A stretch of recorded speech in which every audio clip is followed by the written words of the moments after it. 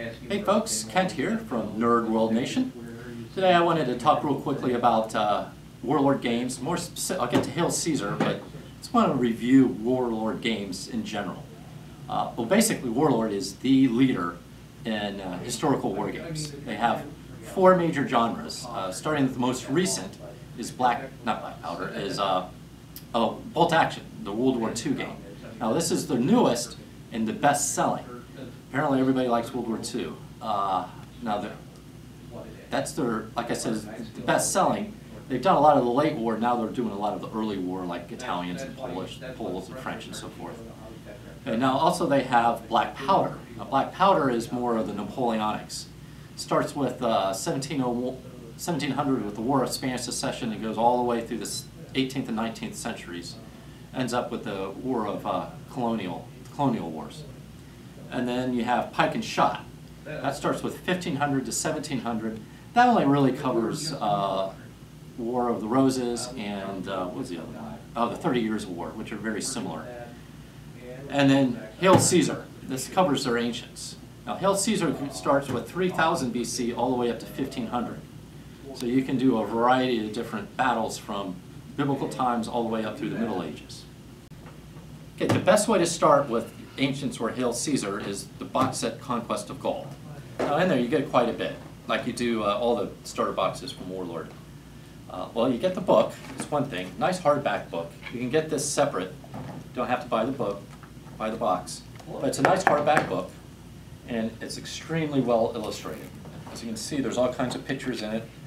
That's what I really like as a wargamer. I can see these pictures and get inspired to paint. Now, it's a usual rule book. It's got all the different rules and everything. But once it gets about 100 pages in, it gets to the troop types.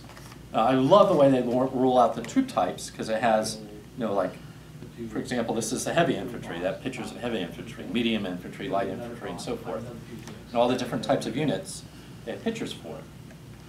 Now, one thing I really like is the selection of useful rules.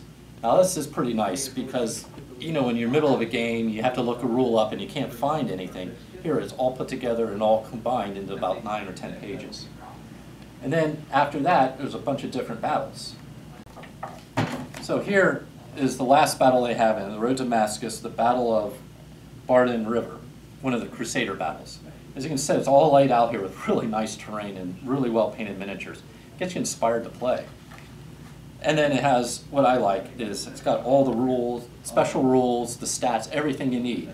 So you don't have to look anything up. All you do is gather up the miniatures, put them out there, and you play a battle. All the rules you need are right there. And to even make it better is they have a review of the battle, how the battle went. So you can play the battle and then read about it and see how it historically went and see what the differences are. But in general, the book is excellent. And if I didn't mention it before, you can buy it separately. You don't have to buy the main box to get it. Now, what they have is a quick reference sheet here. And this basically tells you how to play. Just the very, very basics. Now, I love it when companies do this because a lot of times it's hard to learn a new game. Or, you just play so many war games you can't keep the game straight. But here it just describes it right like that. Plus, the great thing about Warlord games is all the rules are somewhat similar. Like, I believe Conquest of Gaul and Pike and Shot were both written by Rick Priestley, so they're somewhat similar. Now let's look at some of the miniatures. Let's start with the Celts. With the Celts, you get 60 different Celts. You get 2 different sprue types. The first sprue type, well, the thing about the Celts is you get the same basic, they all have the same basic legs and bodies. I put some together here so you can tell. Some have shirts, some don't have shirts. Why somebody goes into battle without a shirt on, without armor on, I don't know, but that's the way they did it.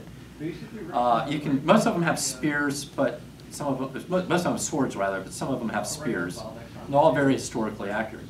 Now, when you assemble them, be sure you put the legs and the torsos match.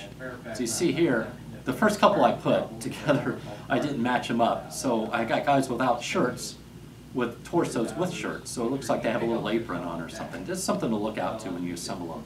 And as you can tell, they're real easy to paint.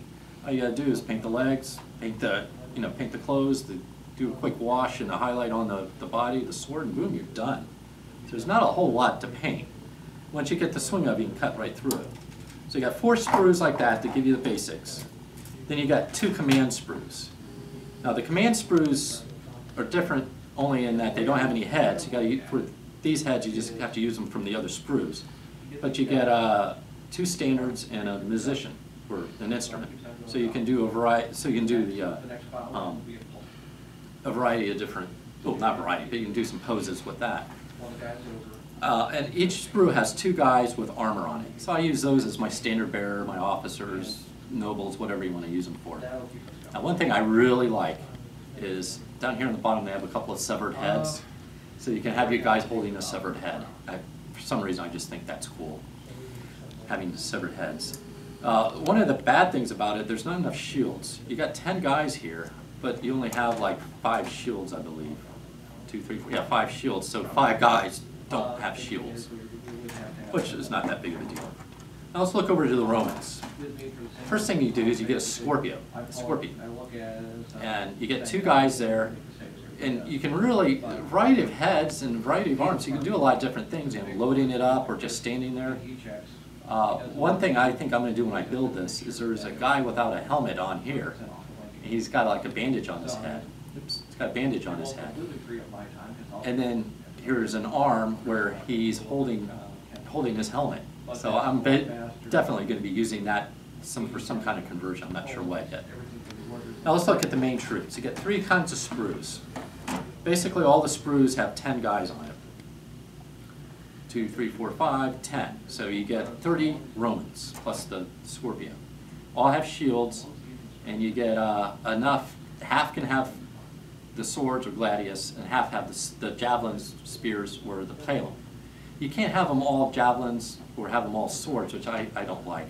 But everybody has a sword, and there's lots of different heads, but all the heads are kind of the same, and you only have 5 different bodies. So all you guys are kind of look the same, but you can mix them up with different poses with the arms. You know, you got this, like these 2 same poses, give one a gladius, give one an arm, 2 different heads, and they'll kind of look different. So that's the main sprues, and then let's look over the command sprue. Command sprue, you got the centurion heads, you got the wolf cloak, so you can do the banner bearers, got musicians, got some more heads and so forth, and a lot more gladius, so you actually can do more with the gladiuses there.